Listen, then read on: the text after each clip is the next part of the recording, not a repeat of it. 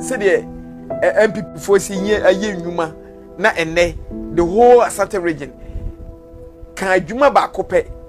can bibi bakopa your president and Akufo-Addo etimaya diama Asante region for eninti Asante region for ejina eso no metiwa da to aba diama NPP ya bonu from almost 30 minutes untimi nka ejuma bakokra ejuma de nam tese ejuma ya ye ni dawa metu bi ati but ya ye ejuma yes ya uko swamia ose ya rose ya overpass ya overpass ya kusuri ejuma BP hospitals kakaka ya overpass number and how many percentage more commission and the make them choose when we now catch them na people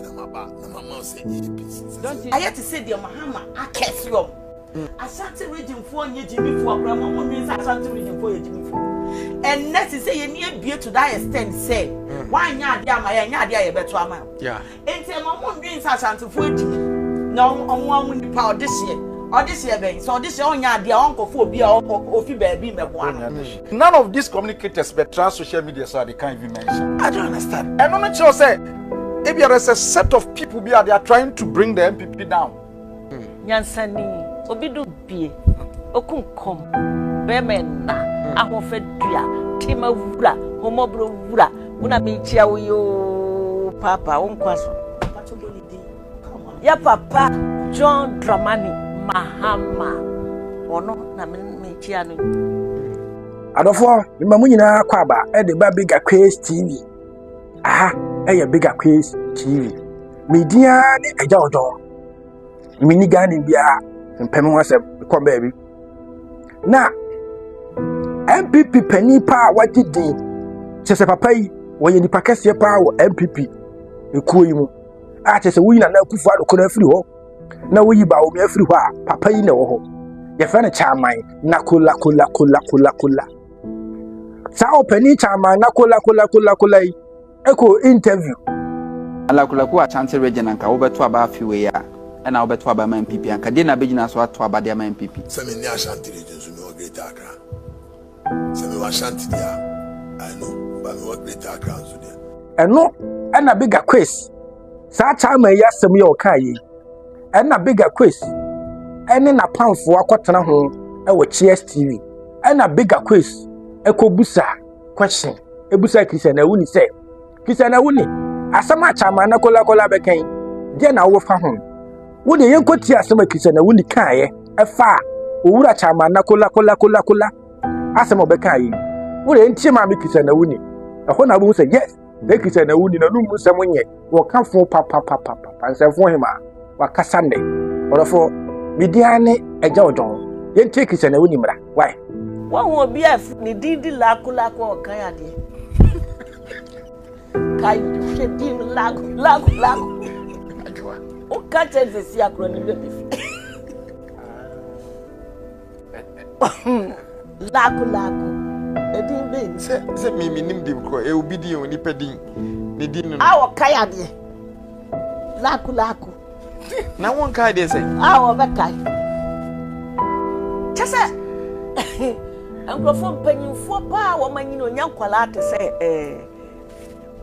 Sajido mpanyinfo miensa bako o Asante region ye na say oba so mini baby owo asana we chairman and Asante region mpanyinfo miensa o timi kare asomso no bose want to ma so want to ma on die ne ehwe so ye fatuma wa o se gogogo enti se mi ko gina adaka na chi na sembeto abama wa gisa me kogogo na makora di ama mobile ama be na sa na mato abana na ase de na me so minim gogole anya tracker eye gogo chase omuni me kura mi ni NPP no me kaya dia wo omanye bi go mo si toilet ayua omo si toilet omo t-shirt a efe ko me hwe so ato aba so won kai wantimi akai sa de we mi enu we ayua kisi yes na so MPP mebo t-shirt a achievement any achievement akobi be gina ayi so aka se na po betimi asinibu aka se o t-shirt ye fe o mo kana ye fe enti ye de ma wo mo a o beto aba ma wo o be hwe t-shirt no ne fe na me hu oba bi so a wakoya MPP mpabo achale what efiri akoka eche shampoo de wa t-shirt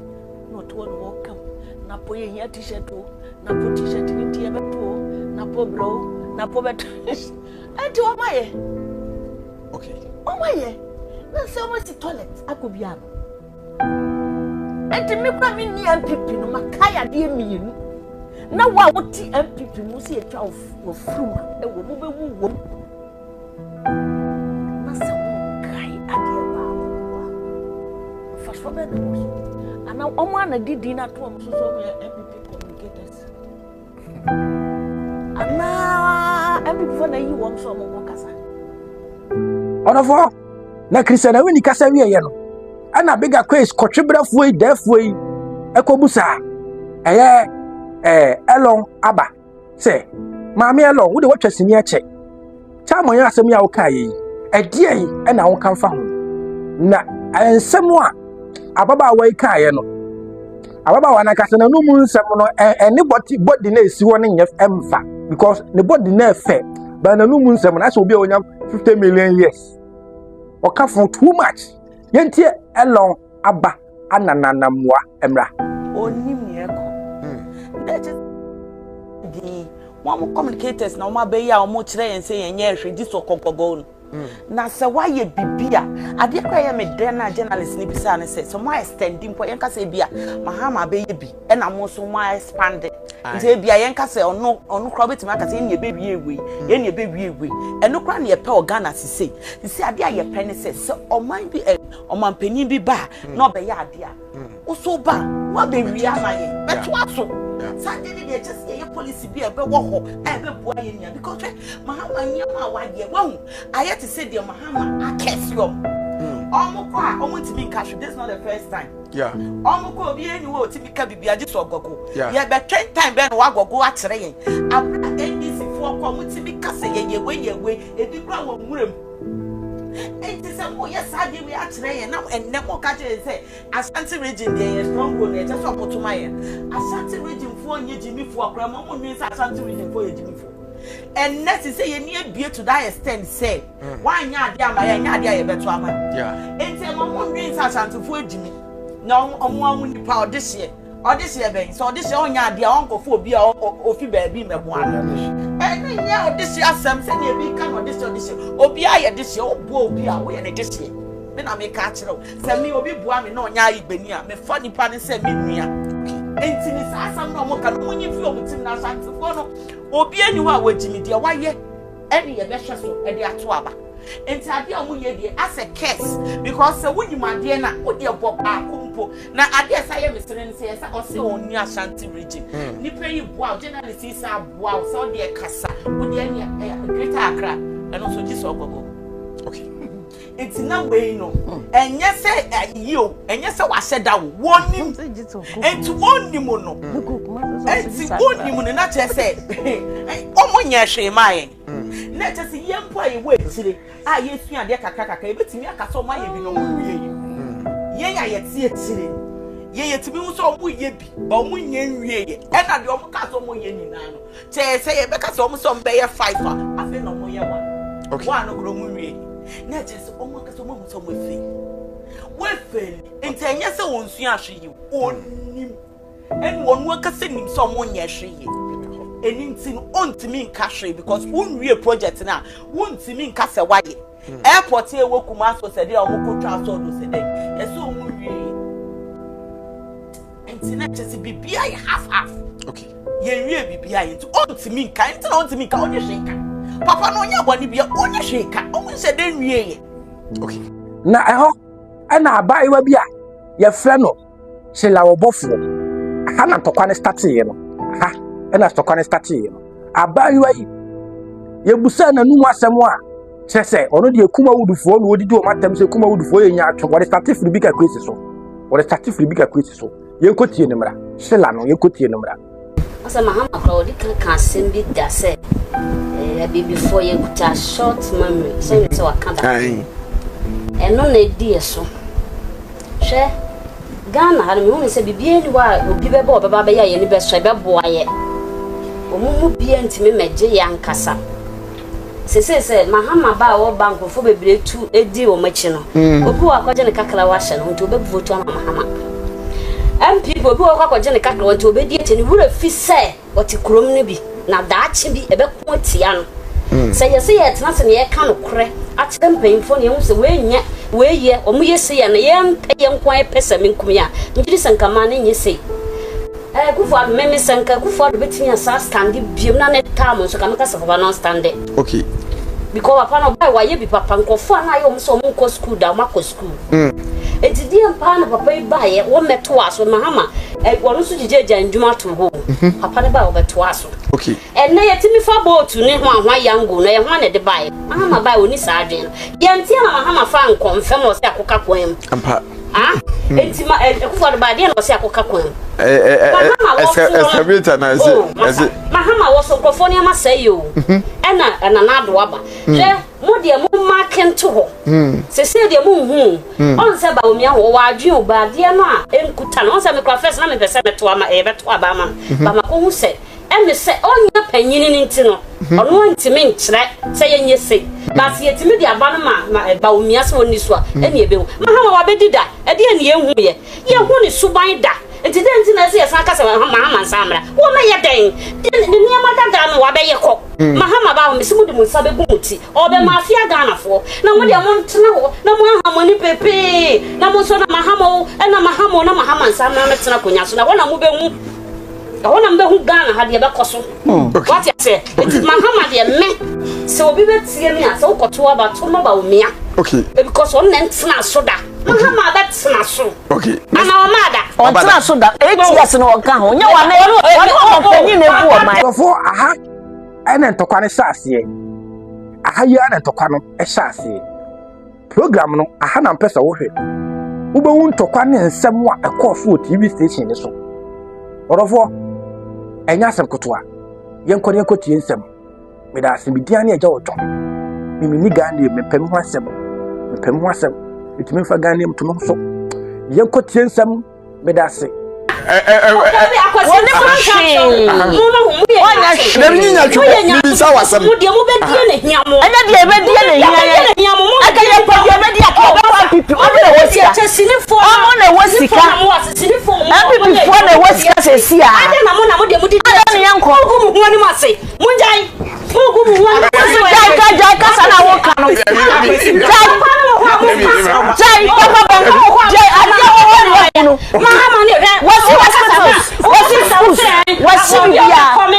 Papa me to so na se ku yom kom na aje obi a kom ne anya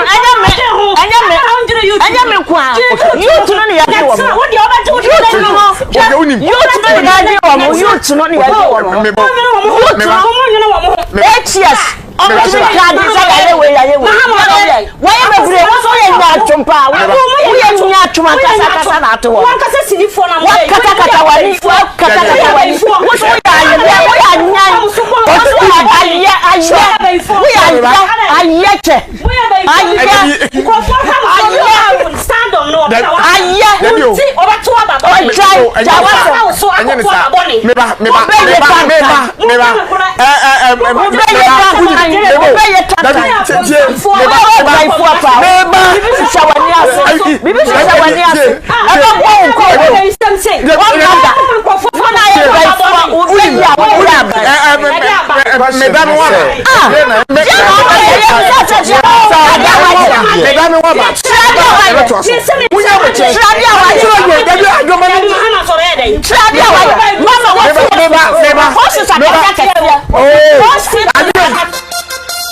entokwa sie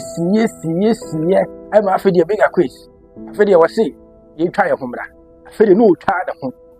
e no mo sa ko break ni baaye afedi ko break ni baaye a eye se o e no mo ye so bo kasa kakra bi e na entokwa ni sa sie mo na wo scanty wa kwa ya ba wa wo sasin to ba be ye de o ba be ye de no ye Daddy o ma. de no ye o ma pe wo so ya ba bo be mo fa kwa me wo ya wani anyo wa de te ne ne ye Me da me wa ba se pa na e ba to aso. Me da me wa ba. o ni mo se Me da me wa ba. adofo omo sa ko break e cha to so mienu so omo say omo betimi ne e baba wo ya kasa na kise na wuni mu to kwa esi studio ho no e to kwa no so atimi ate enya asem kotwa e wo AKWESS TV O ka bibi tituwa bi e wo sa asem no me pe eye 30 seconds pe na me ncho me video so wan ka bia be bibia ho yes me ncho saje o ma me 30 seconds e pa choutie de o kan ni mate afrim e wo kan mate de wo so wa kan ya tie film na sa asa ene asa 30 seconds je me dia dey ene dabi a me kasa asem na o be new topic bra dabi e wo say me se me it odofo mesra wo say from Monday to Friday e bo nwumre no so pepepa fa TV no to AKWESS TV e ho na big AKWESS en se mo kan wo ho no nyesem kotwa e jojo aha enene bidi mo besi makram medamase bo mo dia so be subscribe we channel no so ati ase big AKWESS TV bo mo dia so be subscribe nya me hira mu nyina